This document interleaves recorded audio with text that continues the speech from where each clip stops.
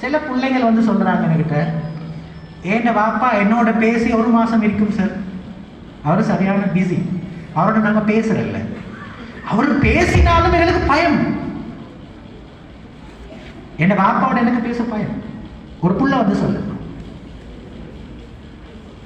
என் உமா என்ன இதெல்லாம், என் உமா நான் இதெல்லாம் சொன்னால் கண்டு கொள்ள மாட்டேன், கணக்கெடுக்க மாட்டேன். ஒரு சின்ன விஷயம் சொல்றேன். ஒரு 4 டேஸ்க்கு முதல்ல, 4 நாளைக்கு முதல்ல, ரைட், பேரண்ட்டுக்கு தெரிஞ்சு கொடுத்துதான் சொல்றேன். 4 நாளைக்கு முதல்ல ஒரு 18 வயசுக்குள்ள என்கிட்ட வந்தாங்க, ஒரு உமா கூட்டி கொண்டு வந்தாங்க. 4 நாளைக்கு முதல்ல. இந்த முறை ஓலவல் மார்ச் ஓலவல் செய்கிறேன். என்கிட்ட வந்து சொன்னா, சார் உங்களோட நான் தனியாக பேசுவேன். ஓகே உமா நீங்கள் வெளியில் இருங்கம்மா, என்னமோ பேசணுமா, என்னம்மான்னு கேட்டேன். சார் நான் என் லைஃப்பை மெஸ் பண்ணிட்டேன் சார். ஏண்டா நான் என்ன செஞ்சீங்க? படிக்கிறீங்க தானே, கிளாஸஸ் போறீங்க தானே, ஓலவலுக்கு ப்ரிப்பேர் பண்ணுறீங்க தானே. இல்லை சார் எனக்கு நான் யோசிக்கிறேன், இதை உங்கள்கிட்ட செல்லையிலுமா ஏலாவான்னு எனக்கு வேற யார்ட்டையும் செல்லிடாது. என்னை வாப்பாடு சொன்னால் என்னை கொண்டு போட்டுருவார், உமா சொன்னால் மயக்கம் போட்டு விழுந்துருவான். உங்கள்கிட்ட எப்படி சொல்கிறேன்னு எனக்கு தெரியாது, பட் சொல்லித்தானே ஆகணும், எனக்கு வேறு வழியும் இல்லை. என்னம்மா சொல்லுங்கள், பிரச்சனை இல்லை சொல்லுங்கன்னு கேட்டேன்.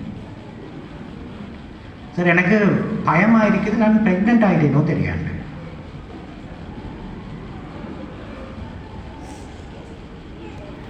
நான் கேட்டேன், ஒரு பைத்தியமா உங்களுக்கு, 18 வயசு, நீங்கள் கல்யாணம் முடிச்சு இல்லை ப்ரெக்னென்ட் ஆகிறதுக்கு? இல்லை சார் நான் என் பாய் ஃப்ரெண்டோட அவுட்டிங் போனேன் சார். கடைசி 1.5 மாசமா எனக்கு அந்த பீரியட்ஸ் வரலன்னு சொல்லி சொன்னேன்.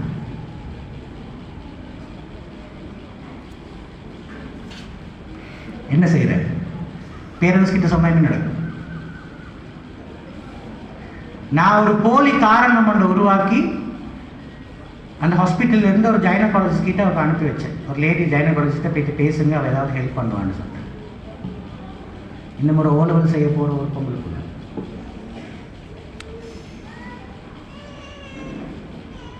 சரி. இதில் அடுத்த பக்கம் என்னன்னா, அந்த பேரண்ட்டுக்கும் அந்த பிள்ளைக்கும் இடையில அட்டாச்மெண்ட் இல்லை, மனசு திறந்து பேசுறதுக்கான சந்தர்ப்பம் இல்லை, பேசுறல்ல, பிஸி. நான் இதுக்கு முன்னாடி நிறைய என் உரைகளில் நான் சொல்லியிருக்கிறேன். 2020ஆம் ஆண்டு ஒரு தகவல் சொல்லுது, இலங்கையில் ஒரு வருஷத்துல 10,300க்கும் மேற்பட்ட சைல்டு அபியூசஸ் நடக்குது. more than 10,320 child abuses. இதெல்லாம் போலீஸ்ல கம்ப்ளைண்ட் பண்ணப்பட்டது. கம்ப்ளைண்ட் பண்ணப்படாம குடும்பத்துடைய மானம், மரியாதை, புள்ளட எதிர்காலம் என்று சொல்லி மறைக்கிற 1008 விஷயங்கள் இருக்குது. சரி, பெரும்பாலும் இந்த பிள்ளைகள்கிட்ட நீங்க பேசி பார்த்தா அந்த பிள்ளைகள் சொல்லும், ஒரு முறை அல்ல அபியூஸ் பண்ணப்பட்டது, 2வது முறை, 3வது முறை, 4வது முறை ஆயிக்கும். நாங்க கேட்கிற கேள்வி, ஏன் நீங்க உங்களோட உமா கிட்ட வாப்பா கிட்ட போய் சொல்லலன்னு கேட்டா புள்ள சொல்லும், அதெல்லாம் சொன்னா எங்களுக்கு அடிப்பாங்க, கேட்க மாட்டாங்க, லிசன் பண்ண மாட்டாங்க, பிள்ளை எங்களை மேலதான் போடுவாங்க, அதனால நாங்க சொல்றோம்ல. நல்லா யோசிச்சு கொள்ளுங்க, எங்களுக்கும் பிள்ளைங்களுக்கும் இல்ல ஒரு நல்ல அட்டாச்மெண்ட் இல்லை என்றால் நிறைய விஷயங்கள் எங்களுக்கு தெரியாம போயிடும். ஸோ எங்களோட பிள்ளைகளை கைட் பண்ணணும் என்று நீங்க விரும்பினால், சீரியஸ்லி ஒரு நல்ல பிள்ளையாக உருவாக்கணும் என்று விரும்பினால், நான் பேரண்ட்ஸுக்கு சொல்றது, the first matter, spend quality time with your children. At least half an hour, ஒரு நாளைக்கு ஒரு 1/2 மணித்தியாலம் டைம் ஸ்பெண்ட் பண்ணுங்க உங்களோட பிள்ளையோட உட்கார்ந்து பேசுங்க. அந்த பிள்ளை மனசுல என்ன நினைக்குதுன்னு கேளுங்க, என்ன சொல்ல வாரான்னு கேளுங்க, ஸ்கூல் எப்படி போகுதுன்னு கேளுங்க, எந்த விஷயத்துல சப்போர்ட் பண்ணணும்னு கேளுங்க. அந்த அட்டாச்மெண்ட் இல்லாமல் போனால் நிறைய பேரண்ட்ஸ் நினைக்கிறது, என்ன குறை அவங்களுக்கு வச்சுக்கிறோம், ஸ்கூலுக்கு அனுப்புறோம், டியூஷனுக்கு அனுப்புறோம், எக்ஸ்ட்ரா கிளாஸஸ் அனுப்புறோம், இந்த ஸ்போர்ட்ஸ் ஆக்டிவிட்டீஸ்ல உங்களை என்கரேஜ் பண்ணிக்கிறோம், தேவையான திங்ஸ் எல்லாம் வாங்கி தரோம். வேற என்ன வேணும் உங்களுக்கு? பிள்ளைங்களுக்கு அது தேவையில்லை.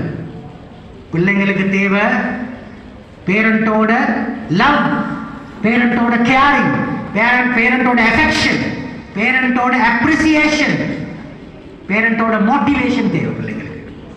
நல்ல ஞாபகம் வச்சுக்கோங்க. இமோஷனல் சப்போர்ட் வேணும் அவங்களுக்கு.